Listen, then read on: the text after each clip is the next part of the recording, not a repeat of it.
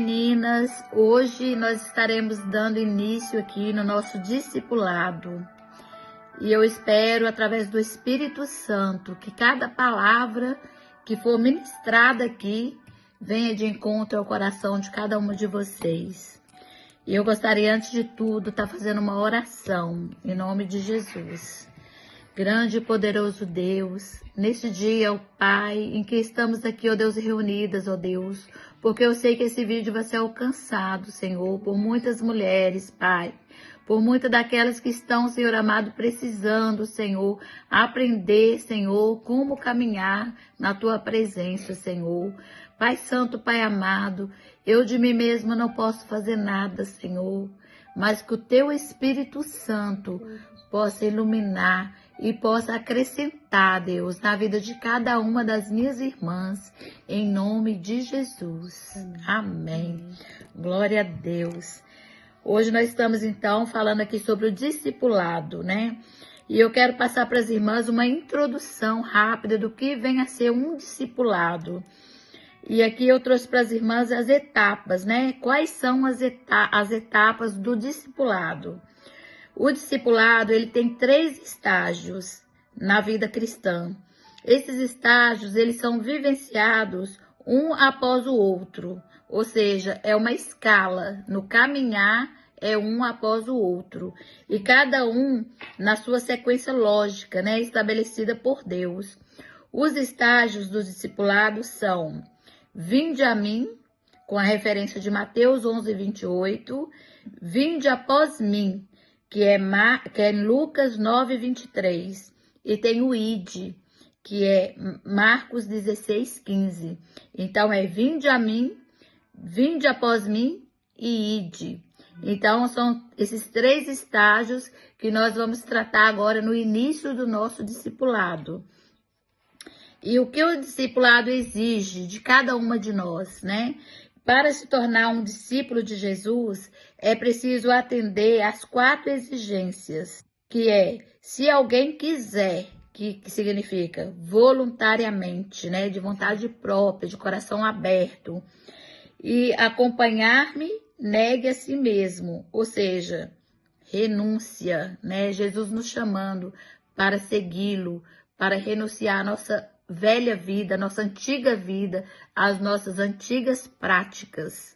Então, é uma nova vida, né, de renúncia agora. E o terceiro é tome a sua cruz, que é o sacrifício, né? É tomar a nossa cruz, que quando a gente olha para a cruz né, de Jesus, a gente sabe que ali Jesus, ele nos convida também a tomar a nossa cruz. Né? A nossa cruz é o quê? É nós levarmos diante dele tudo aquilo que nos aflige, tudo aquilo que nós não damos conta de fazer com a força dos nossos braços. Nós vamos até ele, né? E nós levamos assim a nossa cruz. E o quarto é siga-me, que significa submissão. Então, se Jesus está convidando hoje, né, a se tornar um discípulo. E nós temos que olhar por essas 4 exigências, né? Que é, se alguém quiser, acompanhe-me e negue-se a si mesmo, tome a sua cruz e siga-me, que é voluntariedade, que é renúncia, sacrifício e submissão. Então, todas essas 4 exigências faz parte de um discipulado, que eu quero aqui, assim, com toda a humildade do meu coração, dizer para as irmãs que eu posso ajudá-las nisso, porque lá atrás eu também fui uma discípula, onde eu tive um discipulador. Por isso, hoje, eu posso ser uma discipuladora, que amanhã, cada uma de vocês também podem se tornarem uma discipuladora, porque a mensagem é discípulos fazendo discípulos. Então, tudo aquilo que eu tenho em mim, eu tenho que transbordar para poder alcançar cada vida.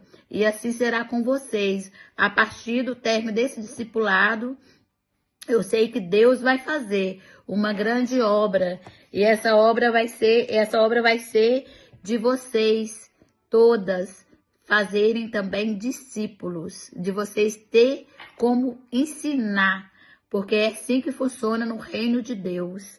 E eu quero dizer agora para vocês quais são as 3 fases do discipulado. Então, isso tudo agora está como uma introdução apenas, amadas. A qualidade de um grupo discipulado está relacionada a algumas qualidades importantes que ele precisa ter e estão divididos em 3 partes. Então, quais são? Olhando para cima, olhando para dentro e olhando para fora, que é tudo isso que eu acabei de dizer. Primeiro é você olhar para a cruz, você olhar para Deus, olhar para Jesus, o sacrifício de Jesus. Depois é você olhar para dentro. O que eu tenho feito no reino de Deus? Como que eu vou poder ajudar o meu próximo? Como que eu vou poder dar uma palavra, dar uma orientação? Então, é quando você olha para fora, que você enxerga isso, entendeu? Então, você é olhando para cima, olhando para dentro e olhando para fora, porque tudo vem de cima, né? E aí, depois, nós vamos agora entrar no princípio básico, né, do discipulado, que é a submissão e a obediência. No Evangelho do Reino, o cabeça é Cristo, né? Eu creio que todos vocês já ouviram falar sobre isso, né? Que o cabeça é Cristo. Porém, ele deixou claro que existem membros do seu corpo que controlam outros membros, né? Como, por exemplo, o braço, que controla os dedos das mãos, né? Sendo assim, os líderes têm autoridade sobre respectivos membros desse corpo. Então, quer dizer, a igreja, né? Espero que todos vocês tenham assim, uma igreja, que congregue numa igreja, né? Porque nós somos parte do corpo de Cristo. Nós somos membros, onde Cristo é o cabeça. E esses membros, eles estão unidos nessa unidade dentro de uma igreja. E ali nós temos lideranças, nós temos ali pastores, né? Temos ali líderes. Então, nós temos que ter submissão e obediência nessa liderança.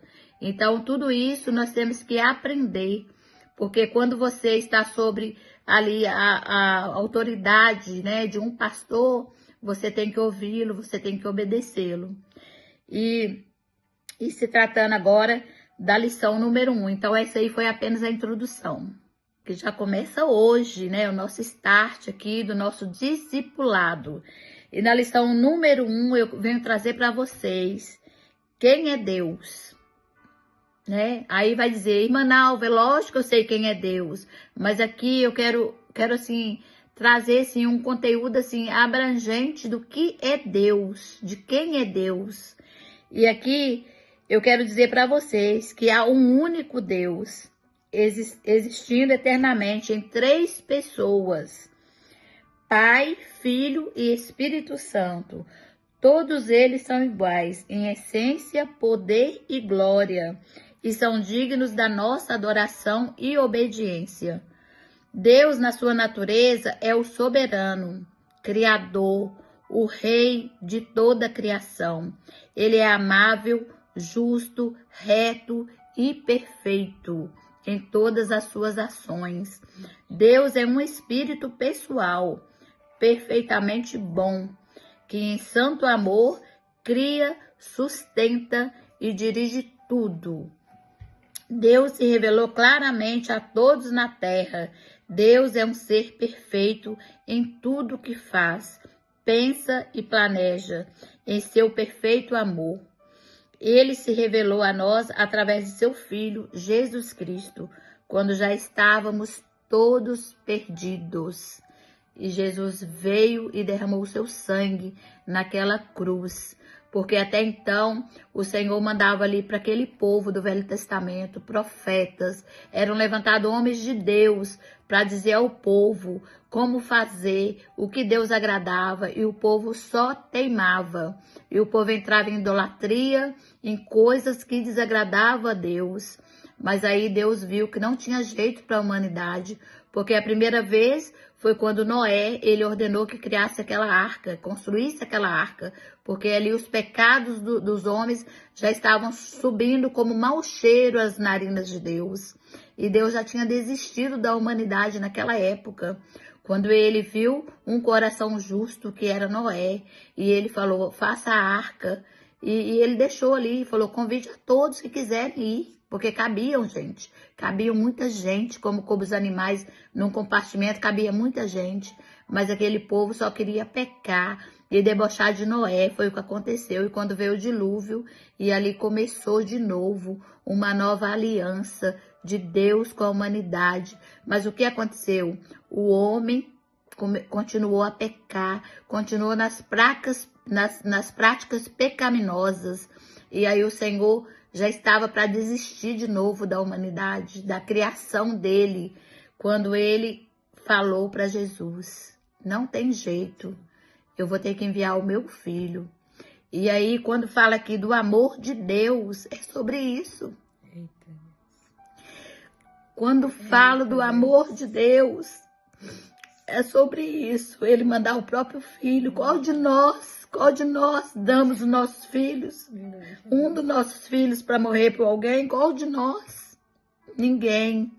Mas ele mandou Jesus. E Jesus também cheio de amor e compaixão. Jesus veio e morreu naquela cruz, sem ter pecado algum, porque a palavra do Senhor fala que ele se fez pecado por nós, porque quando ele foi para aquela cruz, todos os nossos pecados estavam sobre ele, e ele morreu por nós. Ai, irmãs, é muito forte, eu não queria nem me emocionar, mas não tem como. E aí o que aconteceu? Jesus, ele deu a vida dele para que nós tenhamos vida, irmãs, para que nós tenhamos vida. E é muito lindo, é muito lindo. Quando se trata do sangue remidor de Jesus Cristo, é muito lindo. Então Deus, ele se revelou ali, o grande amor dele por nós, que somos criação dele, dando o seu próprio filho para que morresse em nosso lugar, sem nós nem ao menos merecermos. E a palavra do Senhor fala aqui sobre, né, lá em 2 Coríntios 13, sobre aquela bênção apostólica, né? Que Paulo escreve ali para a igreja de Corintos, né? Onde fala que a graça do Senhor Jesus Cristo, o amor de Deus Pai e a comunhão do Espírito Santo esteja com todos vocês. Então, essa aqui é uma bênção apostólica, né? Onde a gente às vezes escuta muito no final de culto, nas igrejas, né? Onde ali o sacerdote, que é o pastor, né? Ele dá essa bênção. Então, aqui nessa oração, né? Nessa bênção sacerdotal, a gente vê falando das 3 pessoas de Deus, da Trindade Santa, né? Deus Pai, Deus Filho, Deus Espírito Santo. E agora eu quero entrar com vocês em quem somos nós, né? Porque agora nós conhecemos Deus e nós, seres humanos. Quem somos nós, né? Eu vou agora também passar um pouquinho para vocês entenderem. Vocês devem já ter ouvido, né, falar que nós somos seres tricotomos. Em Hebreus 4:12 deixa isso para nós, né? Ali onde fala que a palavra de Deus é viva e eficaz, capaz, espada de 2 gumes, capaz de dividir o espírito, né, da alma. E ali a gente vê, né, através da palavra de Deus, que nós somos esse ser, né, que temos uma alma e temos um espírito. Então, esse termo tricotomia significa aquilo que é dividido em 3, que é o corpo, a alma e o espírito. Então, para trazer para vocês agora, de uma forma que vocês não vão esquecer sobre essas partes, eu trouxe como exemplo para vocês aqui um carro. Então, pense em um carro, né? Qual a primeira coisa que vocês veem quando olham para um carro? É a lataria, certo? Então, a lataria é como se fosse o corpo nosso, né? Porque ali a lataria, que é o corpo, é onde arranha, onde ela amassa, né? Mas protege todas as outras peças internas, né? Que é igual nós, quando a gente fica doente, né? No nosso corpo físico, a gente adoece, né? Às vezes a nossa alma tá ótima, nosso espírito também, mas o nosso corpo tá doente. Então, assim é o carro. Ele pode amassar e arranhar por fora, né? Que simboliza aqui o corpo. E essa lataria que é o sustento, né, para suportar tudo, né, e para também até mesmo identificar a identidade daquele carro, né, que marca que é aquele carro, você vai reconhecer através ali daquela lataria, né, a marca dele, o nome dele. Então, o corpo sendo como lataria, aí vem a alma, né, a alma, ela seria como se fosse o combustível daquele carro, que faz movimentar tudo ali, né? Sem ele, aquele carro não sai do lugar, né? Ou seja, sem aquela alma, né? Aquele corpo também não pode fazer nada. Então, o que acontece? Aquele carro não sai do lugar. E assim como as nossas emoções, que às vezes está transbordando, mas às vezes está na reserva, ou até mesmo vazio, né? Como um tanque de carro, né? Que a gente está simbolizando aqui como combustível. Às vezes a gente está com nossa emoção, né? Mais aflorada, às vezes está menos. Então, assim, eu coloquei, né? Através do Espírito Santo, que ele que me conduziu assim, colocar como o carro, a lataria sendo o corpo e a alma sendo o combustível, né? Às vezes nós estamos até vazio, né? Quando o tanque está vazio, que o carro nem sai do lugar. Às vezes nós estamos assim, estagnados, né? Então, nós nunca estamos iguais, assim, todos os dias, né? Existem altos e baixos, nós temos oscilações, né? Nos nossos sentimentos, porque a alma, ela representa o nosso coração, né? Que é também o nosso psique, né? Que é a nossa alma, ela é isso aqui, ó, e o coração. Então, não é sempre que a gente está igual. E trazendo para vocês agora, né, sobre o Espírito Santo, eu quero deixar uma pergunta, né, para a gente poder interagir um pouquinho. O que você pensa sendo, então, o corpo, a lataria do carro, e sendo a alma o combustível, o que você pensa que seria, então, o Espírito? Pense aí um minutinho, aliás, 30 segundos, eu vou dar para vocês pensarem. E já já eu vou responder para vocês. Tempo na tela. Então, quem disse que é o motorista ou o chofer, acertou. Porque o motorista, ele que faz com que esse carro, né? Essa lataria toda, esse combustível cheio ali, o tanque de gasolina cheio, é o motorista que vai fazer esse carro se mover. É ele que vai direcionar, que vai sair do lugar, que vai ter ali o sensor do perigo iminente, né? Que vai virar para a direita, para a esquerda. É ele, né? O motorista que vai saber a hora de frear, de acelerar. É o motorista que vai se comunicar. Então, esse é o Espírito Santo na nossa vida. Então, é só no espírito, através do nosso espírito, que é esse chofer, que é esse motorista, que nós, como seres humanos, seres tricotomos, nós vamos conseguir nos comunicar com Deus. Não adianta você tentar comunicar com Deus através da sua carne, do seu corpo. E não adianta você tentar comunicar com Deus através da sua alma, que é as suas emoções. Você só vai conseguir conectar com Ele através do teu espírito, porque a palavra do Senhor fala que adorai a Deus em espírito e em verdade, adorai a Deus em espírito, porque Ele é espírito. Ele você não vê, você sente. Então, o seu espírito pode facilmente conectar com Deus, porque Ele também é espírito. Mas para isso você precisa ter um espírito alimentado diariamente, com leitura da palavra de Deus, com oração, fazer aquilo que Deus te chamou para fazer.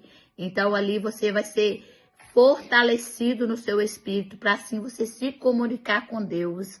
Porque às vezes existem pessoas que querem ter uma comunicação com Deus, mas não conseguem. Por quê? Porque elas agem na carne o tempo todo, fazendo a vontade da carne, fazendo coisas pecaminosas que Deus abomina, né? Então, ela jamais vai conseguir conectar a Deus, porque Deus ele é espírito e só através do nosso espírito que nós nos conectamos a Deus, que é através da oração, é através da adoração, através do louvor, da leitura diária da palavra de Deus. Então hoje eu trouxe para vocês essas questões, que é só o início, e mais um tema que eu quero deixar hoje também aqui já para vocês, que é sobre a ética da vida cristã. Minhas irmãs, hoje em dia a gente assiste, a gente vê muitas coisas fora de nexo na caminhada cristã, falta de ética. Então hoje eu vou deixar para vocês aqui sobre valores morais, né? O que nós temos que ter como pessoas escolhidas, separadas, pessoas que cremos em Deus, que queremos ter uma vida de santidade. Nós devemos cumprir com nossas obrigações de horário. Nós não devemos mais colocar nossas palavras, usar nossas palavras para coisas vãs. Nós temos que ser sim, sim, não, não, como diz a palavra de Deus. E nós temos que dar testemunho da nossa vida, porque a palavra do Senhor fala que nós somos sal, nós somos luz do mundo. Então nós temos que chegar e fazer a diferença, porque às vezes você vê tipos de pessoas, crentes, que você fala, se for para ser crente assim, eu nem quero ser, porque não dá testemunho. Então, quando você é uma pessoa que você tem conhecimento, que você já foi discipulado, você vai entender que você precisa fazer a diferença no meio da sua casa, da sua família, da sua parentela e principalmente no meio das pessoas lá fora. Todos têm que ver a luz de Cristo brilhar na sua vida, porque não adianta você ter uma posição de vida cristã e continuar na mesma. Você precisa ter uma mudança, uma metanoia, que é aquela mudança de mente, porque agora você é nova criatura em Cristo. Então, quando você tivesse uma conduta única, baseada nas escrituras sagradas, você não vai errar. Você pode ter certeza que você não vai errar. Porque quando nós temos a palavra de Deus, que eu considero como manual, eu considero a palavra de Deus como manual. Quando você pega aqui, ó, tudo que você precisa na sua vida com Cristo, na sua caminhada, está aqui dentro da palavra de Deus. Tudo isso que foi abordado aqui é só uma introdução do nosso discipulado.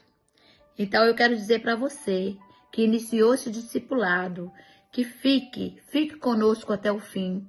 O nosso discipulado ele vai ter duração de 3 meses, um vídeo por semana, sabe? Mas eu gostaria muito de pedir a vocês para interagir, sabe? Para mandar dúvidas, perguntas, para a gente poder, sabe, juntas caminharmos. Não para mim ficar aqui só eu falando. Vamos todas juntas participar. Porque para que nossas aulas, né, sejam mais leves, com todas vocês participando.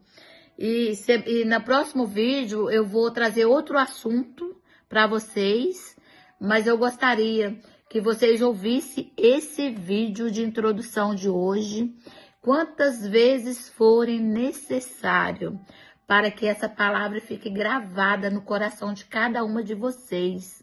Porque a palavra do Senhor fala que a fé vem pelo ouvir e ouvir a palavra de Deus. Então, tudo que eu estou passando para vocês aqui tem referências bíblicas e são coisas tiradas aqui do manual, né?